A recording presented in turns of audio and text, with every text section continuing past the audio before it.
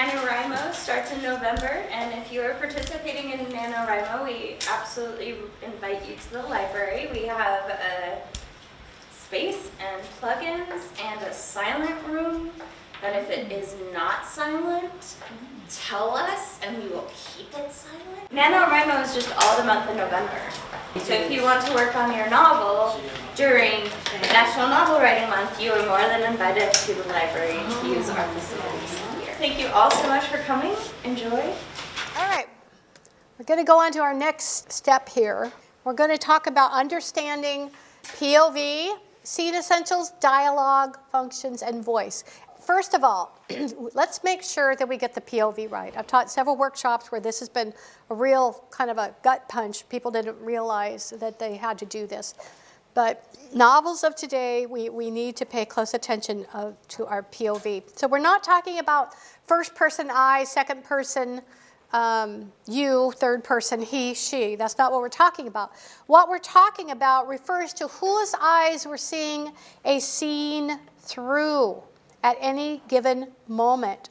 Clumsy POV is a surefire indicator to an agent or an acquisition editor that the author does not have the skill set required of a novelist. Because POV errors usually show up on the first page because a writer either understands it or he doesn't. So one of the things we're going to cover is understanding POV. It's just something that is a pain in the neck to fix once you write a story and you don't have it. Let's look at this example right quick from Brad Melcher's Inner Circle. Beecher, you're so handsome. My heart reinflates, nearly bursting a hole in my chest. Did she just? You are, Beecher. You turned out great. My line. That's my line, I tell myself, already searching for a new one. Pick something good, something kind and genuine. This is your chance. Give her something so perfect she'll dream about it. So, Clemmy, I finally say, rolling back and forth from my big toes to my heels as I notice her nose piercing, a sparkling silver stud that winks right at me. Want to go see the Declaration of Independence? Kill me now. Okay, whose head are we in? We're in Beecher's head. Because he's sharing his thoughts, right? We're in Beecher's head very clearly. In every scene, you should have one character through whose eyes we are allowed to see what is happening. The narrative should be in past tense, be saying he said, she said, not he says, okay? There's a golden rule. The golden rule is one head per scene. We can only see through one person per scene. Novels from a couple of generations ago would have hopped around from head to head like this. Beecher, you're so handsome. She can't believe how he's blossomed. His heart reinflates, nearly bursting a hole in his chest. Did she just? Clemmy looked at his strong jaw and late afternoon stubble and wondered what it would be like to kiss him. You are, Beecher. You turned out great. My line. That's my line. Okay, and the rest of it's the same. Do you see here how we went back and forth? First we're in Beecher, or we're in her head, because she says she can't believe. That's how we know we're in her head. Then we're in his head. His heart reinflates. He is the only one that knows his heart is reinflating, all right? We're in his head. And then we're in Clemmy's. She looked at his strong jaw. That's a key. We're in her head because we know she looked at something. And she's also wondering. We have that word wondered. So, and then we go back and we're in his head again. That's called head hopping. And that was perfectly fine a generation ago. That was just fine, even 10 years ago, but not today. Today's in publication for first-time novelists, it's got to be a complete mastery of POV and no head hopping.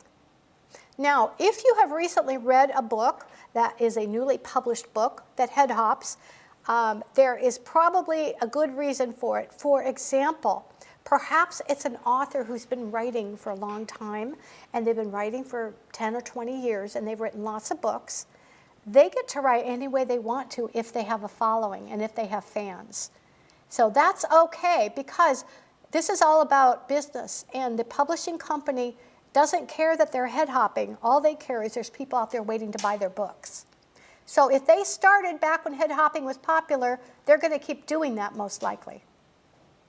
So that would be why you would be reading one. Another reason you might be reading one that they're head hopping is maybe the book was actually published several years ago. okay? But for new novelists today publishing books, that's not going to sell.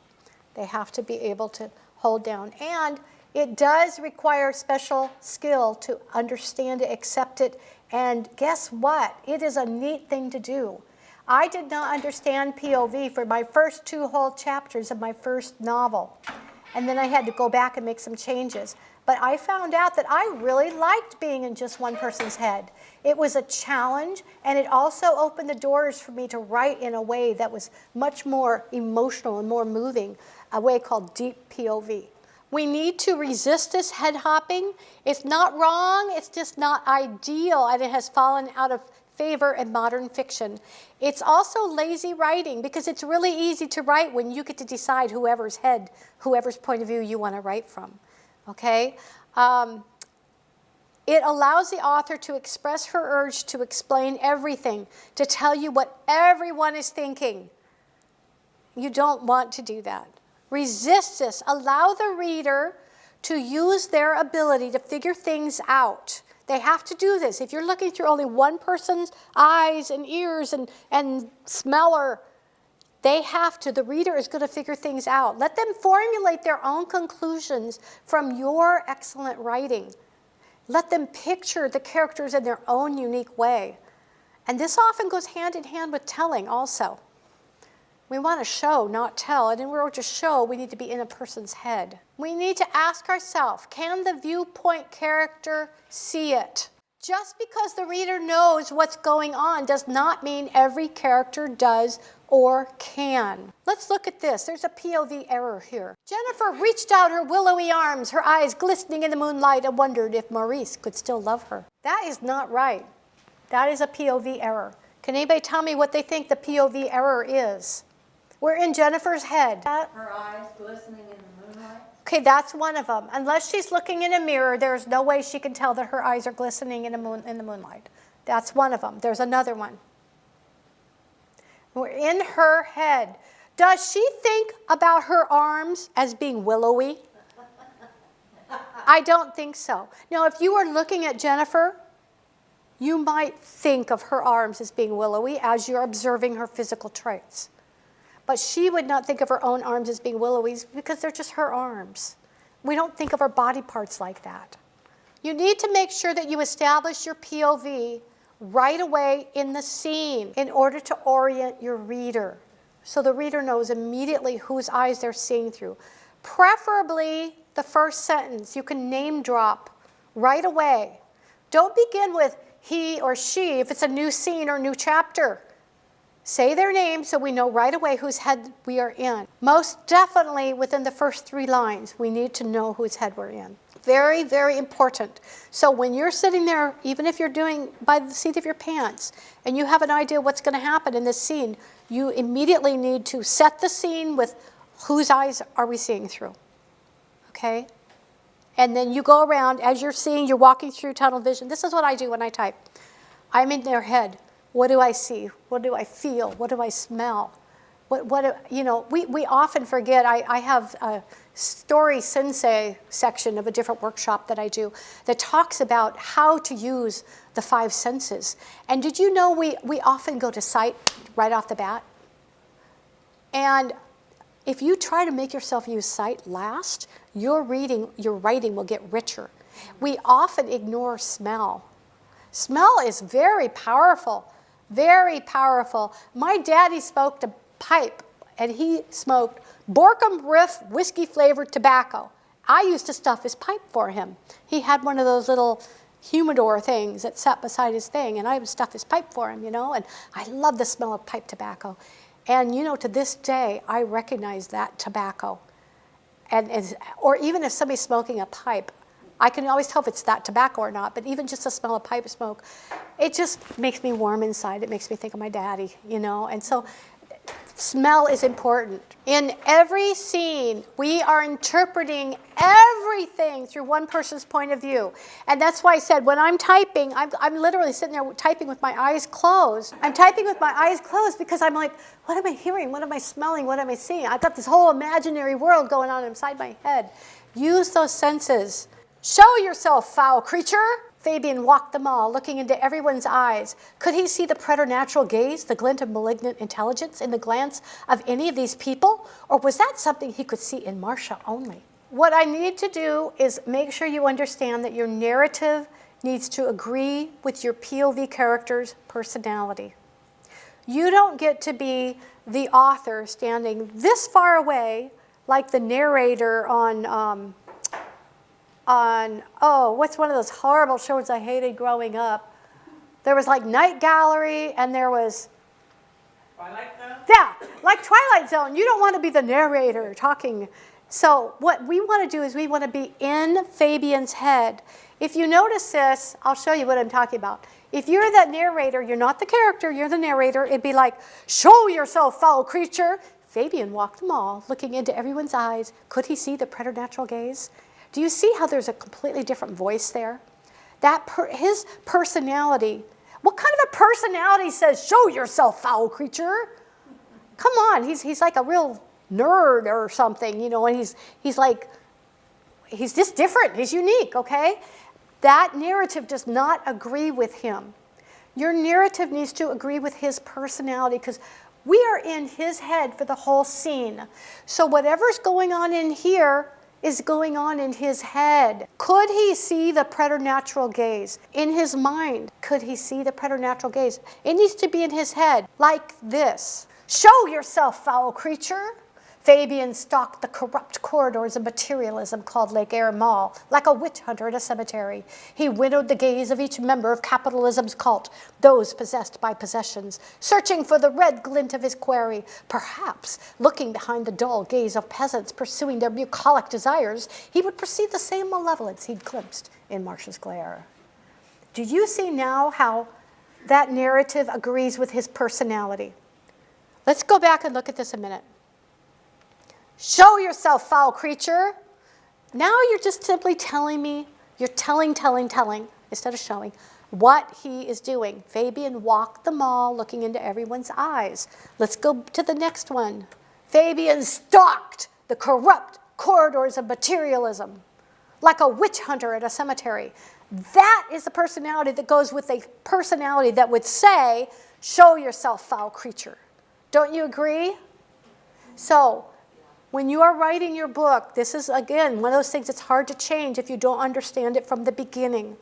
If you are in Sally's head for this scene, and Sally is 9 years old, what she says will sound like a 9-year-old says it. And the narrative will have the words in it that a 9-year-old would use from a 9-year-old's perspective. The next scene may be her mother, who's 33 years old. And those words used in that narrative are going to be words a 33-year-old woman would be thinking and saying. Are there any questions on that? So POV isn't just whose eyes are we seeing from, but you need to make the narrative agree with it. I have here some examples. I have some characters that are like real mountain boys. And I belong to a Appalachian Americans website, Facebook group. And I needed my mountain boy to call some villain a really bad name. And so I went on to the Appalachian thing and I said, I'm writing a novel, 1860s West Virginia. I need a G-rated name for a really bad villain. And of course I put G-rated because I didn't want to have to filter through. Do you know, after I got so many responses to that, the administrator of the site had to shut it off after 400 responses. I love that website. I want to move to West Virginia. I love Appalachians. I have to learn to say it correctly because I never said it right. It's Appalachian. Anyway, here's some of the ones I got. And this is a word that my person would use, okay? Skank, a Festus, a Critter Jones, a Jasper, a Hog Wallow, a scallywag, a yeller dog, an old Jeb, a polecat, a no count, a good un, a no good un. I mean, these are nice G-rated things that a mountain boy would call a really nasty fella. Anyway, that was just some of them I wrote down. And I keep words on cards that I like, nouns that I like, verbs that I like. That becomes my voice as an author. And also, I write down words that are period appropriate. So if you have to write for a certain period, maybe you're writing a novel that takes place in the 60s. You need to use words like cool and groovy, okay? So I'm just saying that if you want to keep yourself focused and have your voice be correct, then this is the way to do it, is to make yourself little things to remember. Let's see if we can spot the POV error here. The POV character is Carmen. A frown swelled on Carmen's face. Whatever would she do with a 7-foot moose? Jeremy eyed the quadruped, wondering if Carmen was happy with his gift. What are the problems? What? There's 2 different points of view. There are 2 different points of view. You know that because we've got Jeremy wondering. So we're in his head. That is the POV error. Oh, there's another one, and it is a debatable one. But can Carmen see the frown swelling on her face? Now, I have read this in books, and it did not get kicked out by the editor. But I don't do it because I feel like you can either frown or you don't frown. You could say she frowned, but to have it swell on her face, did she purposefully think about making that frown show up slowly? You know, what was going on? So we're in her head. It's all narrative. There's no dialogue there. It's all narrative. You would just say, Carmen frowned. Whatever would she do with a 7-foot moose? It used to be that we would put stuff in italics if somebody's thinking, but no longer. It's called deep POV. You need to be in their head all the time. Save italics for very rare thought process. For example, if I walk into a room and I see somebody and I'm thinking, like, let's say the person's name is Jared. I walk in the room, let's say he's my former lover and I've been jilted or whatever, and I walk in the room, she gasped, and then in italics, Jared. And then no more italics. What is he doing here? All in her head, you know. So, yeah, that's a different workshop. Okay, let's see if we can do this again here. Okay, we're still in Carmen's POV. Jeremy blinked back the disappointment. She didn't notice how hurt he was. If she didn't notice it, how would she? Exactly, very good. There's another one too. How do you know it's disappointment and not a piece of dust? Right? Blink back the disappointment. That doesn't quite work. Okay, how about this one? We're still Carmen's POV. He walked behind her, petting the moose, as a butterfly lighted imperceptibly on her back. Jeremy's movement caught her eye, and she turned to face him. This has all kinds of problems. Shout them out there. Why else would she turn to him unless to face him if she knew he was already behind her? Okay. How would she know that there's a butterfly on her back if she didn't perceive it? Exactly. Imperceptibly. Okay. Also, so he's walking behind her. How does he know he's petting the moose? And we've got the imperceptibly part, right? And how is Jeremy's movement going to catch her eye unless she's got eyes in the back of her head, or he's reaching in front of her face going, you know, what's going on, right?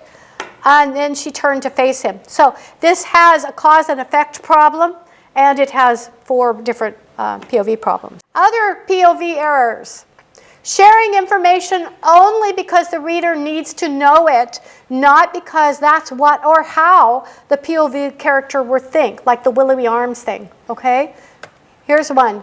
Marcus would kill his best friend, Tobias Marchand, for the scratch stretching from hood to tailgate on his 24-hour new F-150.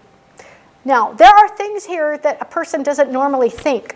Do you think he's thinking about his friend's first and last name?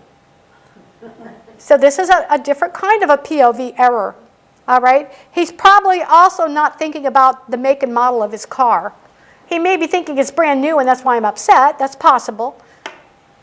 But definitely not the first and last name and the F-150 thing. Just because the reader knows what's going on does not mean that every character does or can. You need to think about what information do I need to convey in this scene, and who is the best POV character to give me that information? Now, most books are written with one POV or two POVs or maybe three POVs. Very common is your protagonist POV and your antagonist POV. Or I always have two protagonists, a man and a woman, because I always have a romantic element in the story. So I always have two. Sometimes I add a third. You don't have to give the villain a POV. But what you need to not do is start giving secondary characters POVs here and there. I just got done finished last night. I finished a book. It was a wonderful book, but I was very surprised. I counted a total of 5 POV characters in the book, and that was kind of unusual. But she got by with it. It was a major publisher, and it worked. So, but especially for newer novelists, it's really smart if you could keep it to 1 or 2 POVs. There are some more subtle errors, like Annie thinking about her luxurious black hair curling down her back, or Elliot wondering how his manly six-pack is affecting Tina as he walks. Now, I raised three boys. I know that they can be kind of, narcissistic. Boys like to look in the mirror, just like girls do. Annie could be narcissistic. She could think, I've got it all over Renee. My hair is thicker and longer, and Tony already said he preferred dark hair to blonde. Or she could think, my thick auburn tresses cascaded to my hips. It doesn't make sense. People don't typically do that. Or she caught her reflection in the glass door. Her thick auburn tresses swayed with every smooth step. Okay, that usually, if a person's going to catch their reflection, they're not like, oh, look how wonderful I am. However, someone might legitimately complain, it's coming off today. These curls make me look like Little Orphan Annie. Or she whipped out a barrette from the collection on the car's console, twisted her shaggy mess up, and clipped it away from her face. She'd take her own scissors to it if the salon wouldn't make time for it. Now, that is taking some action, revealing some personality and how she feels about her hair, and with the information that she has a lot of it. This is a better way of getting us to realize she's got lots of hair. And you've also got the benefit of her attitude toward it and her personality and action. So instead of just dumping information on your readers, think about that. Let's talk about some scene essentials. You need to ask yourself about a scene that you write. Okay, every scene answers these questions. What is in this scene to merit its presence? Does it drive the plot forward? Does it provide necessary information to contribute to the plot? And does it reveal something necessary about a character's motivation as it relates to the plot? If it doesn't answer one of those questions in a very foundational way, you're going to need to kill your darling later. So why bother with it now? I remember 2 gorgeous scenes that I put in there, and they were so well written, and I just put them in there because they were just so good. They were so good and yummy, and it had already gone through a couple different publication boards before I recognized the fact that those scenes had to go. They did not propel the plot forward. They were actually interjecting a secondary POV character for the scene itself, and that was the only time that character had that scene, their POV. There was wonderful, beautiful, cute, sweet scenes, but I had to take them out because they were all about this boy, this 6-year-old boy, and the 6-year-old boy was such a minor character, and I can't just give him 2 random POV scenes in the whole book that didn't drive the plot forward. I mean, that was just ridiculous. But that was in my first book. It took me a while to get that figured out. So no matter how wonderful your scenes are, you need to kill your darlings sometimes if they don't answer one of those 4 questions, if they don't serve a good purpose. Next, we're going to talk about the 5 functions of dialogue. Those are in the book up here by James Scott Bell, Write Dazzling Dialogue. And I bring them up because dialogue is the part that people don't skip when they read your book. So if you can become a good dialogue writer, your book will be so much more engaging. And I love the way you can use dialogue for so many things. And we're going to talk about the 5 functions of them right now. Even in nonfiction. First of all, you can reveal story information. A beginner may reveal story information in a clunky fashion, like, hello, Arthur, my family doctor from Baltimore. Come on into my house on Mockingbird Lane. That sounds like a 6th grader wrote it, right?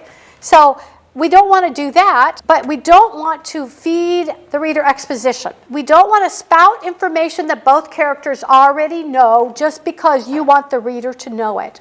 What we need to do is act first and explain later. Readers will wait a long time before explanatory material. If they will wait a long time for that material to explain it if there is solid action going on. Okay? That's why that barrette thing, you know, we didn't, if somebody might have read, well, I want to know what she looks like. I don't know what she looks like in her head. If they just waited a page or two, they would have read about her clipping her hair up. Okay? So they will wait. Readers will wait if there's action going on. They do not need all the information at the beginning. In fact, it creates more discomfort if they don't know all of what's going on. Once you know what you want to reveal, you need to hide the information in tense dialogue exchange within confrontation. And I want to remind you that when people have conversations, they banter back and forth. So it's not so-and-so said this, so-and-so said this, so-and-so said this. It's boom, boom, boom, boom. This is why people don't skip dialogue. They're afraid they're going to miss something important. Okay? Narrative is the parts that we skip. So you need to make sure that you supplement the dialogue with inner thought and action. For example, in narrative, this is what you would have. Frank was a box boy at Gelson's, where he worked for 10 years. That is simply delivering factual information. It is not the least bit interesting, but you might feel that this is important. They need to know this, because we're going to be talking about something later. They need to know this information. So, how can we get it to the reader in a way that is interesting? How about reflecting his inner life? Frank hated being a box boy at Gelson's. 10 lousy years of this drudgery. Now, not only do we know what he does, where he does it, and how long he does it for, we have an additional piece of information, and that's his attitude toward it, don't we? Okay? Very important to think about these things. Let's say you have a former lover meeting at the 30th high school reunion. A less careful writer might do it this way. It's all boring narrative, okay? He saw Sylvia across the room. Her cheeks heated up. After that night at the cabin, he'd never called her again. He avoided her at school. He would practically run from her if he saw, you know how many he's are in that paragraph? That's not a good paragraph. She had not come to the first 2 reunions, much to his relief, but now here she was coming toward him. Hello, Sam, she said. Hi, Sylvia, he said. Nice to meet you again. Now, I know I'm being a little sarcastic, but that's not very good writing, and do you see that whole paragraph? That's the part people would have skipped. But let's make it more interesting, a little bit more like we want to. Turn your paper over, the back of the white paper, and I want you to try your hand at organizing this. Now, this is what you're doing. You are getting rid of this narrative. Diminish the narrative and have it be dialogue. How do these people really talk to each other? And what are their attitudes as they're doing that? Now, you've read this part, so you know how he feels about it. He's very awkward about it. Oh my goodness, he was hoping to avoid her, but here she is, right? Okay, so you need to diminish the narrative and increase the dialogue so we know what is happening and their attitudes from the dialogue. Go ahead and take a few minutes to do this. There, you see that? All that dialogue. Nobody's going to skip all that. Nobody's going to skip it. Sam felt a tap on his shoulder and turned around. Hello, Sam. His mouth fell open. Cat got your tongue? Sylvia. Aren't you going to give me a hug? What? Oh, sure. He gave her a hug, and it felt like he was holding a block of ice.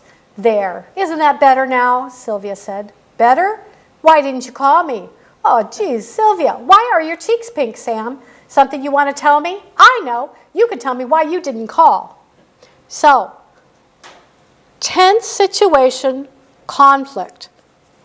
Okay, lots of battering back and forth. And the information that we didn't get to till the bottom that we would have put in narrative, we found out from her dialogue, didn't we, towards the bottom? Why didn't you call me? And we already knew his mouth fell open. Ugh, he's shocked. Okay? So think about things that you can do within the context of dialogue versus a paragraph of narrative. And if you can do that, that will be better writing on your behalf. Okay, the second thing, the first function was to reveal story information. Now we're going to talk about revealing character.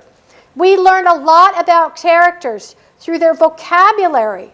We learn about their educational background, don't we?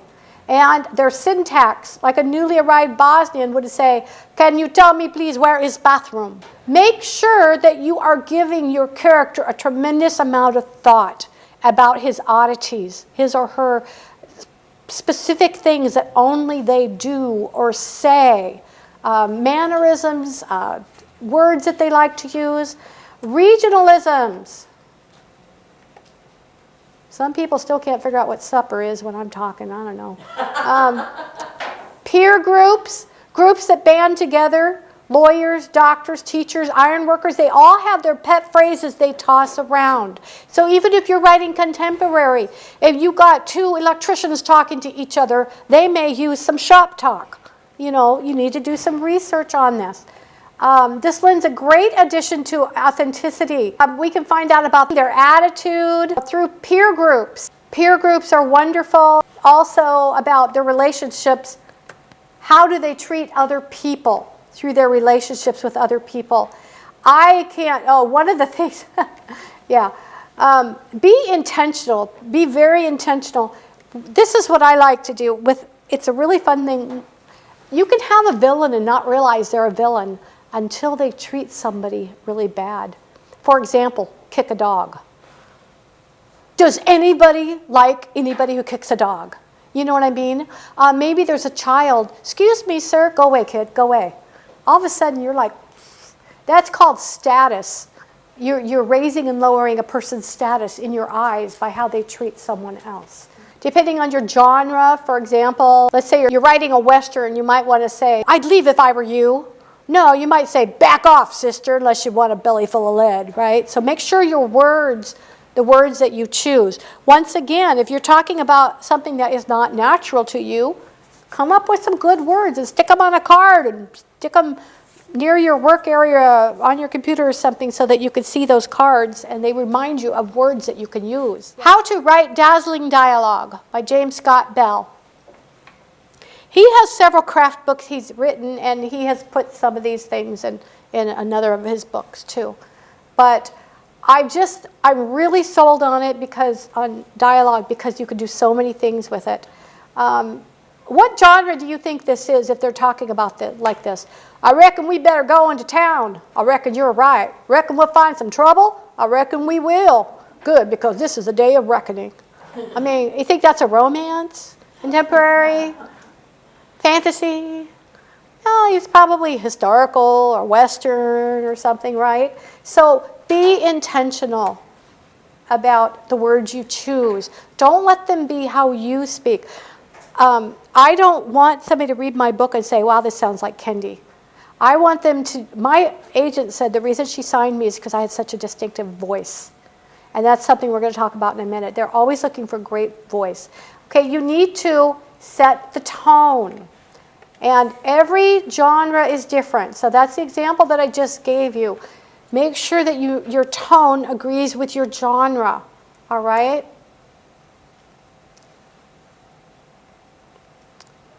Set the scene.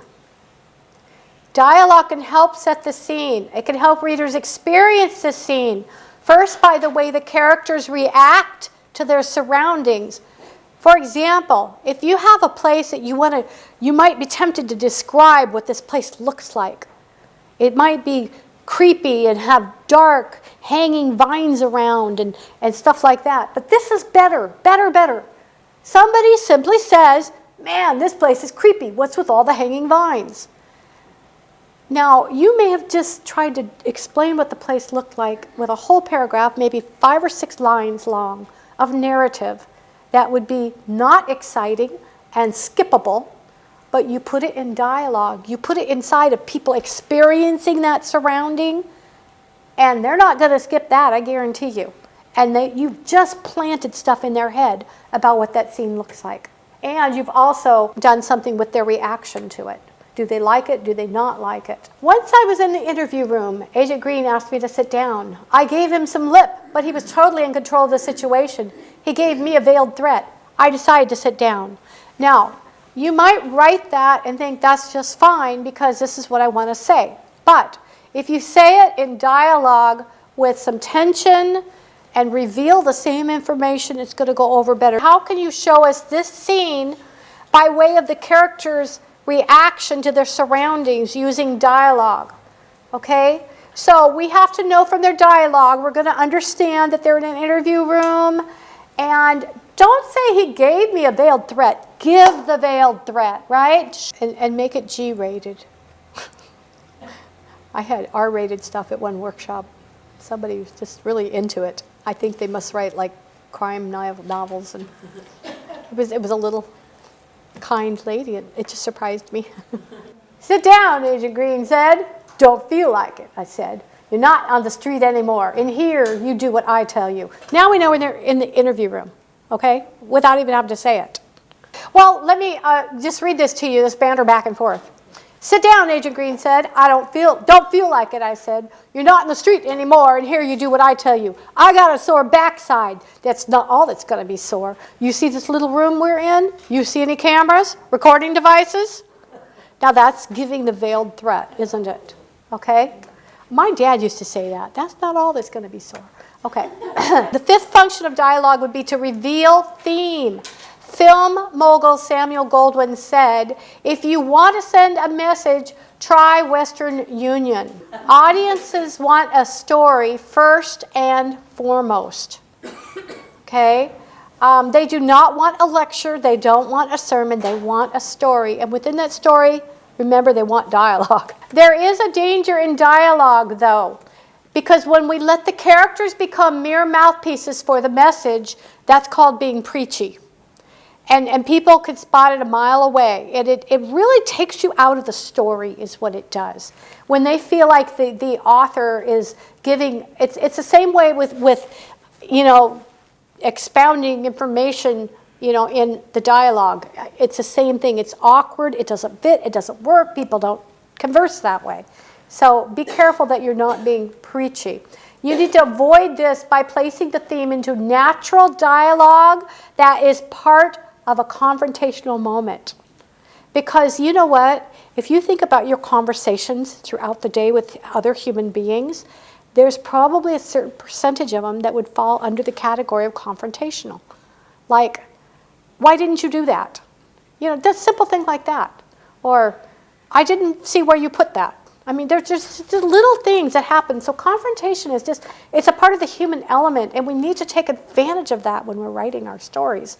As with exposition, a tense exchange in dialogue hides what you're really doing. Like that conversation, remember I said, now we know where they're in the interview room? Because the cop says, in here, you do what I tell you. Okay? So you're hiding it instead of coming out in narrative and saying, we were in the interview room or whatever, or even I walked into the interview room. Use silence when you're using dialogue. Silence is good. Silence is realistic. The action beat is where the silence happens. So what kinds of things can we do with an action beat? If you think about this, should we have another drink? All right. And then you think, you have an action beat. The warm wind blew the bead curtain against the table. The beer's nice and cool, the man said. It's lovely, the girl said. Do you see that action beat gave you a sense of setting, didn't it? So the action beat I remember when I wrote my first novel, I was always having people take a breath or nod or do something. I always felt like, oh, it's time for an action beat. My protagonist has to do something. An action beat is so many more things than the person talking, doing something. It can give setting. The action beat can tell something about the way the other person looked.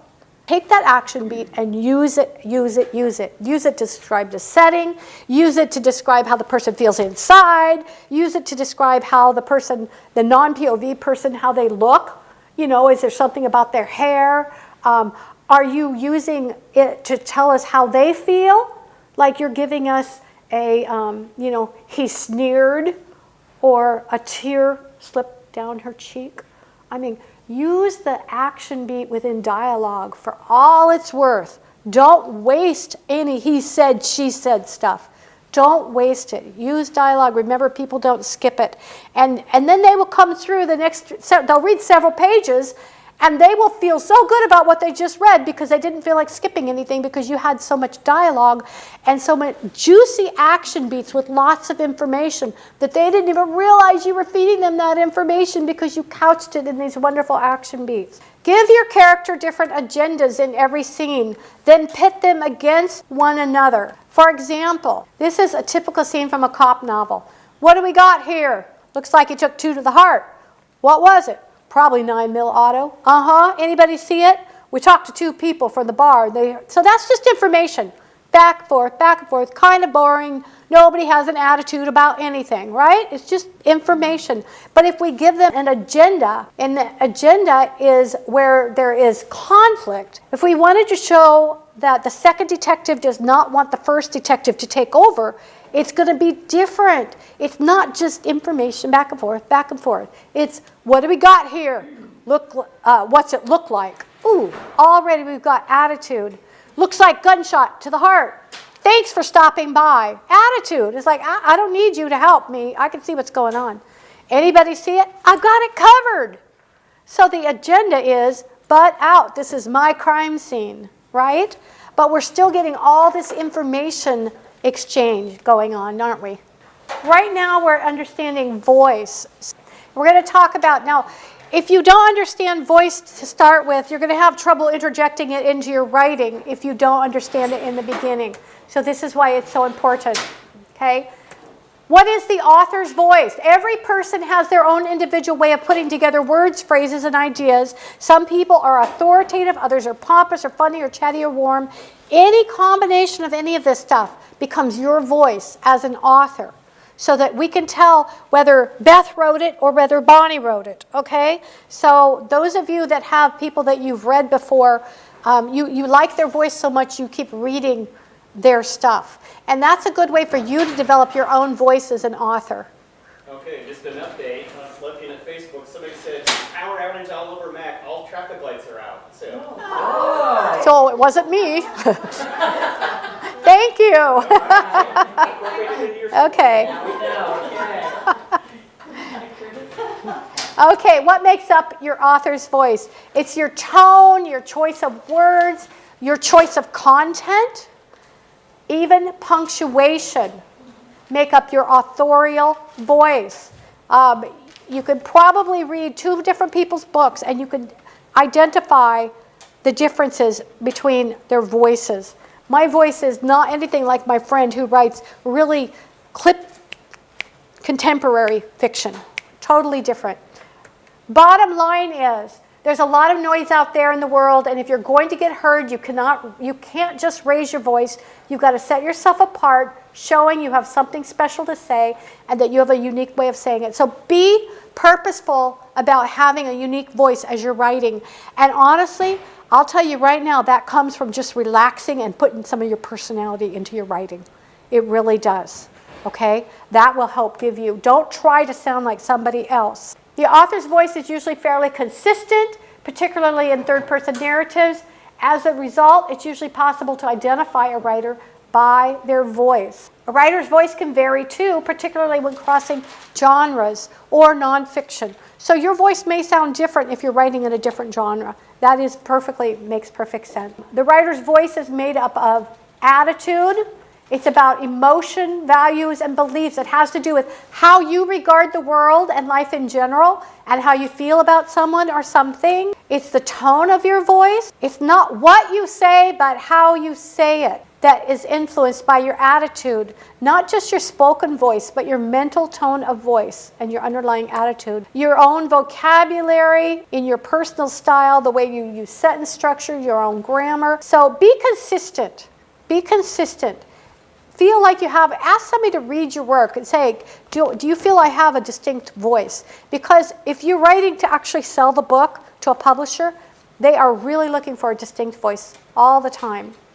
Authors must find a voice for each of their characters. So voice has to do with your writing, and voice has to do with you giving each character of voice. And consider everything we just talked about, attitude, tone, and personal style to make up a character's voice. I'm going to skip this next example. I'm not going to read through it, but this is from Charles Dickens. And for this character, he decides that he's always going to use the word humble instead of humble. He's always going to say humble. Okay? If you have a Scots character, you might want to have him use words like bra and bonny and lass and lad. And so think about your character and what can you give him to make him specifically his own character. Is he going to use a certain explanation all the time? Is he going to say certain words a certain way? Maybe it's a little kid with a lisp, and he's always going to have a lisp on one particular consonant. And be consistent about it. And make yourself a note on your character profile that character is always going to call women girly. You know, or he's always going to refer to man, maybe every time he sees a black man, he calls him boy. You know what I mean? Find something that is believable for your character that sets him apart in the way he talks and the way he acts and the way he treats other people. Let's talk about understanding some details. We're going to go over some examples of this in a minute. So if you get these slides, you will have all of this. And if I have time, I will go over some examples. This is what you absolutely have to do before you start writing your manuscript, because it's a pain to go back and change it afterwards. Does everybody understand what a widow-orphan phrase is? Okay. A widow is somebody who's left alone at the end of their life. An orphan is somebody left alone at the beginning of their life. You have to go in and click, and I will show you where that is. You have to unclick widow-orphan. Or in your manuscript, if you have one line at the bottom of the page, like just the first line of the next paragraph, that would be a widow, and it will kick it down to the next page, which will make your margins off. And the same thing with it won't let a line be all by itself at the top of a page. It'll do something else. It'll bring more down with it. Okay, so that's a widow-orphan. In manuscript, you want it to just keep going. You set everything automatically, never ever use the tab. You set everything automatically, and it just goes. So you absolutely have to take off that widow-orphan so that your program does not manipulate anything. Anything else on there people don't understand what I'm talking about? The no space between paragraph, that just means it's the same spacing, double spacing throughout the whole thing. Where you would add an extra space between paragraphs is if you were typing something in block form, where you are not indenting. And you, like I said, you don't use the tab. I'm supposed to make a space between paragraphs. How do you know when a paragraph is starting and beginning? You just push enter. No, you push enter. This is adding an extra space automatically within the program. See, if you were doing block, you would not indent. It would just be block. And then there would be extra space, and then another paragraph, extra space, another paragraph. There would be, literally, it's like a space and a half, blank, instead of a blank, a one space blank. It will add, you don't want it to add extra spaces. You don't want any extra space. You will go to the very next line with your next paragraph, but you're indenting automatically. There's no spaces between paragraphs. It just goes on to the next line. You don't want to tab either for a new paragraph? No, because that's all automatic. And I'll go through that. These are other things. Only insert a page break at chapter ends. Don't ever try to create your own page break. You start each chapter three double spaces down. Manuscript. This is all according to Chicago Manual of Style, which is the manual, the style manual for writing for publication. When you were in school doing research papers, you probably used MLA or APA. But if you're using it for publishing, you use Chicago Manual Style. So that's where this comes from. If you were working in the White House, that's a whole nother manual of style. Okay, so you need either 3 asterisks or 3 hashtags between, on its own line, in between scenes. And mind the auto indent head of the chapters, and I will show you what I mean by that. Because since you are automatically indenting, when you try to do something and center it, it will indent it, and then center it, and then indent it. And you have to undo that indent. So I will try to show you that. understand the three different types of dashes? Does everybody understand the 3 different types of dashes? Okay, there's the plain old hyphen, an N dash, and an M dash. So first of all, talk about the M dash. The M dash is actually the length of the letter M, and that's why it's called that. And the M dash comes when there is an interruption of action, or if you're going to say something that's like the opposite. Like if you say, I thought you were dead, but you're alive. You wouldn't just use a comma, you would probably use an M dash there. Or, I thought you were dead, you're not. You know, you're stating the contrary to it, okay? Or if there's an interruption in action, you're talking, but I don't know how to tell you. Let me tell you. You know, somebody's interrupting you. It's an M dash, okay? And you make that by Alt, Control, minus sign on your keypad. Alt, Control, minus sign. And then you have the N dash, and the N dash is used when you're saying like, please look at lines 4 through 8. And that's an N dash, and that's the Alt and the Control and the hyphen, or the minus. So the Control, hold the Control down and push the minus sign or the hyphen on your keypad, the one that's above the P, okay? So that's when you use that. It's like 4 to 5, that N dash 5. The hyphen is for hyphenated words. So if you have a hyphenated word, or you're taking 2 words and you're turning them into one verb or one noun, and then that's when you just use the hyphen all by itself. Consider adding a blank page between chapters. That's something that is allowed in manuscripts, and it makes it really easy to visually see your chapter breaks. When you're going through, if you're looking at print preview or you're scrolling, it just jumps out at you that there's a big blank page and you know you're at the end of a chapter. Keyboard shortcuts. I'll show you a little bit about this. Use your thesaurus as a stepping stone. When I wrote my first book, I just kept the thesaurus tab open on the internet, and I would literally have to go back and forth when I wanted to look for something. And then I'm like, well, duh, there's a thesaurus in Word, but you can use it as a stepping stone. So let's say I walked across the room. Oh no, walked. Don't ever say walked. It's just so boring. So highlight walk, click on thesaurus under review, and it pops up on the side of your screen, right?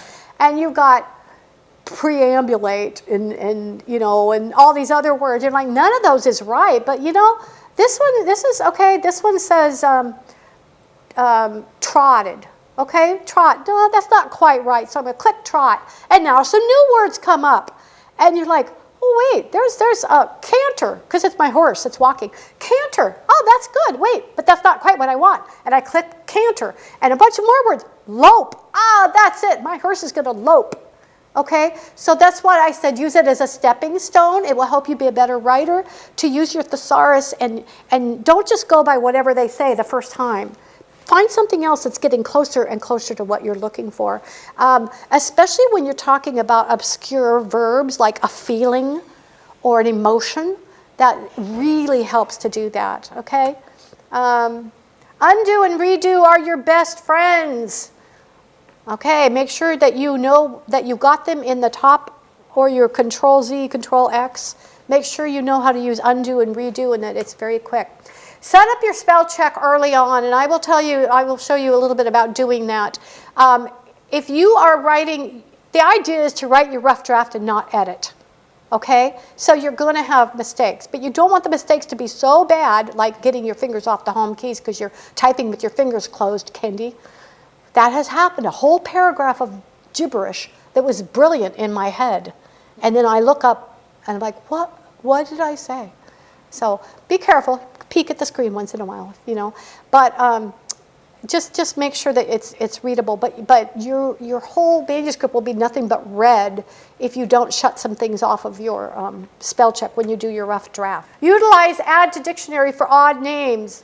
I had an odd name in mine that was hard to spell, and I had to keep doing it over and over again. I should have just told the dictionary, ignore, is what I should have done. Use searchable shortcuts for words often used, like Kanawa. I don't know why, typing that word always was a little weird. And so I could do a shortcut, and I'd call my shortcut 2 capital K's in a row, and I would just do a global search and replace for 2 capital K's. And I always made sure it was space, KK, space. And then I could do that. And now we've got to make a decision, how rough is your rough draft? Remember, you can always insert searchable symbols to remind yourself of what you need to spend time on. Remember I said boat details, right? So use your bracket, use your brace, any symbols you would not normally use in a manuscript, okay? Be very careful about doing any global search and replace unless you have taken pains to make it separate. And you can search for spaces. So, for example, if you made a mistake and you found out that you were searching for LE because it was Les Miserables, and you didn't want to rewrite Les Miserables, and you put LE. Well, if you're not careful about how you did it, you're going to go through there and you're going to replace every word that ends in LE with Les Miserables, and you're going to have a mess on your hands, right? And so what you want is space, capital L, capital E, space. And you search for space, capital L, capital E, space, exactly like that. Turn off spell check altogether, like I mentioned. Don't get sidetracked by rabbit trails. Beware, because sometimes you'll stop and you'll look on the internet for one little thing that you need, and next thing you know, you've just wasted 20 minutes on the internet for whatever reason, whether you kept looking for more stuff or not. The key is to be your own advocate to keep yourself from getting sidetracked. I guess that's a good way to say it. You want to keep grinding out that all-important story. Remember your research shortcuts. Make notes to yourself. Sticky notes may not be the best solution. So I always have a spiral notebook there that I make notes to myself. Add this on this page, add this, remember this. Just make little notes to yourself. Purpose to let nothing impede your forward momentum. All right, our next section is go. Keeping track, synopsis sanity. This is something that someone told me when I wrote my first book, and I don't know how people get by without doing this. Keep a chronological log. And these are the pieces of information that are going to be in there, okay? This is as you are actually writing, because from your planned outline or bullet points or whatever you did to initially make sure you had all your elements in there, when you get to writing, things are going to shift and change and stuff. You need to keep track of what's going on. Here's an example. Do you see? I wrote down on Monday, November 18th, I started chapter 24. I was at word 34500. And then when I was done that day, I wrote that I ended on 38400.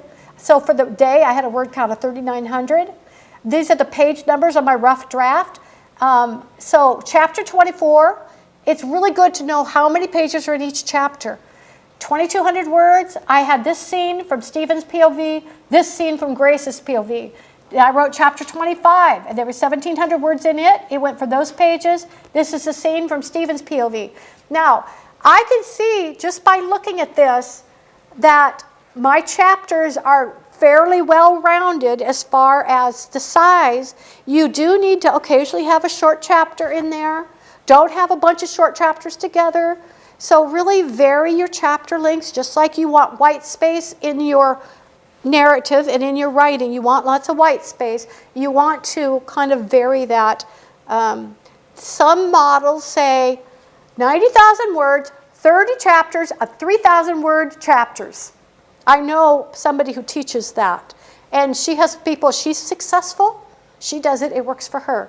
I like to just accomplish what I need to in my chapter and make a judgment call. Is my chapter too short? Do I need to butt it up against another chapter? What's going on? Okay? All right? And this will help you to find out where things happened. Now, the neat thing is when you write your synopsis, you go through here and you highlight the important points that drove the story forward. This is the biggest help.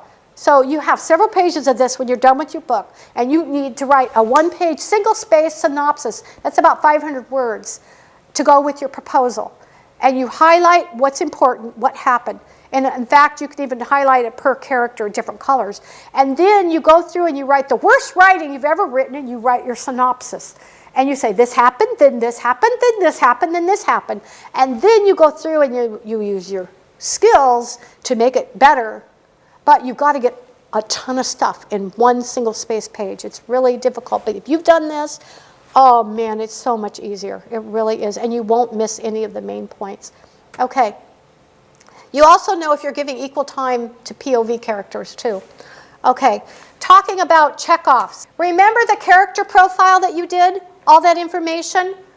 Check those off as you're mentioning them when you're typing. We don't need you to go, oh my goodness, did I say what color her eyes were? And then tell us again. Because the reader gets it. The reader has it. So if you, if you check those things off. I read a book, I'm not kidding. I think they told me, said blue eyes 15 times. I'm like, this person needed to check off on their list that they'd already told me, the reader, this information. Okay? I could tell that they weren't keeping track. Remember the backstory information you wrote down about the people? Check that off as you reveal it. Sprinkle it in like salt and pepper. Please don't tell me 4 times that her mother died when she was 3 years old. So check it off. These are good shortcuts. These are things that really come in handy. Points from your outline and your story arc. As I go through this, I check off my bullet points as I cover it. It also tells you you're making progress. It's really fun to see. Whoa, man, I'm like halfway through the story. You know, that's pretty cool. Now is not the time for chapter titles. So these are ways to help you get through this quickly. Just say, in all caps, chapter 2. Write out the numeral. Now is not the time to hunt up quotes, song lyrics, or poems, or research details, or moon phases. If you're writing historical, you do need to look at the almanac and find out what the moon phases were. These are a lot of checkoffs to avoid newbie mistakes. Each day, sit down, read the previous chapter before you begin. Don't do any edits, and then just plow ahead. Reading that previous chapter will help you get into the story again because you will love your story. If you're not having fun, something's wrong. If you're working really hard and it's frustrating, maybe it's because you didn't do all the prep work or you're missing some of the elements, and you might need to just take a step back and regroup. Decide on a routine to save your document. Always save your document in an off-site source. If, God forbid, your house burns down, your work is not lost, okay? So off-site source, very, very important. Set your autosave before you start. Set it to about every 2 minutes or 5 minutes. And then even if you're like, you haven't lost very much, you just search for your autosave program, look at the time on it, and you may have only lost a couple paragraphs if you're lucky, okay? Because things happen. They really do. So I say better safe than sorry, okay? Expect your computer to resist you. You will have problem with your computer. So do whatever you have to do to get your computer to work nicely for you. For example, my computer works best if I shut it down all the way every night. For some reason, when I put it to sleep, it just gives me fits. I just have learned that this little thing, you know, they have their personalities. Before you begin, defrag your computer or run your computer software that makes it a cleanup, so that you are all ready to go so you don't have any problems if you can at all help it. Save your internet pages under favorites so they'll be there. Turn off all notifications on your computer and your phone before you begin. You need to not be interrupted. Make sure you don't have any Facebook on or Twitter on or anything. You don't want notifications to come through. Turn off all of that. Stick to the routine that you've decided on. Be really dogmatic about it. Hopefully you're getting support. Eat healthy, get enough sleep. Don't be too sleep deprived because that will make your brain not want to work. It really will. Get up, walk and stretch and go outside. Work some movement into your schedule. I was writing 12 hours a day my first week. I was so excited with my first book. And you know, the morning of the 5th morning, I got up. I'd never had a back spasm in my life. And I had back spasms like you wouldn't believe. And I was already having trouble with my tailbone. And then I started sitting on a pillow. Then I started putting a pillow behind my back, doing some weird things, right? But those muscle spasms, it was awful, just awful. And I took a muscle relaxer that my husband had left from his sciatica, and I laid down on my back, and I fell asleep for 5 hours. And then I woke up, and it was gone.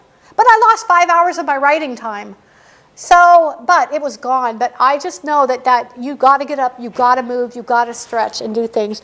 Most people don't have a 12-hour block of time they could work on every day, but I was doing this full time, and I wasn't really being interrupted much.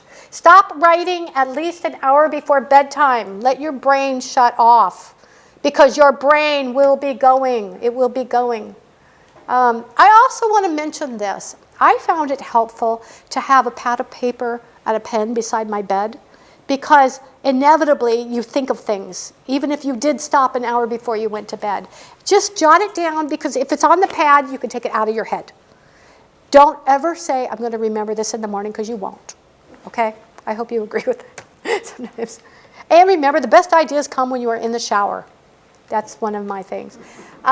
Except that you'll be letting go of some of your favorite things, okay? Maybe not getting your nails done, or making all the phone calls that you normally would. Be realistic. If your word count goal was too lofty, be flexible. It is not defeat. It's a better way to stick to the entire month. Now, NaNoWriMo says to do, I think, 1,500 words a day. I think their goal is 50,000 words. 50,000 words does not a novel make. 50,000 words makes a novella, okay? Because typically I always add about 20,000 words to my rough draft by the time it's gone through all of its edits. So my goal is 30,000 or 3,000 words a day, which will give me 90,000, which will give me 110,000 when I'm all done with it. So you have to do what's right for you. Decide the length of your genre, so there's no big surprises. I have a friend that wrote a YA book, and it came out short. And she's sitting there wondering what to do with it, because it's too short for a YA book. So there's novellas, there's short novels now. That is a category. Do your research so you know what your aim is, okay? And know that when you're doing lots of editing, you will be adding to it. Don't change fonts or spacing or anything. Never walk away from your computer without saving your work. Don't accept any updates during the month. So frustrating. You go there first thing in the morning because you told your computer to update and shut down, and you turn it on and it says, 20% complete, and you have to wait. It just drives me crazy. Don't delete entire paragraphs, just highlight them. I talked to somebody on Scrivener the other day. Every time she has an entire paragraph that she wants to delete, she just moves it over. So she's always got it if she ever has to go back to it. You might think of that too. If you want to, take a blank Word document and just move it over there so you've got it. But I just want to discourage you from deleting large sections of text. Don't panic if you feel you've lost a part of your manuscript because of auto recovery. Yay! Don't get sucked into social media. Make sure you get your sleep. Don't beat yourself up if you fail. I talked to you about not telling other people. Try not to bring other projects into your workspace. Reward yourself when you hit word count. That's important. We all need rewards, don't we? Consider the buddy system. The blogs I recommend, the references that I used. And I have one more workshop coming up, and that's November 11th, and that's a 3-hour craft intensive. Hone Your Craft Part 1 and 2.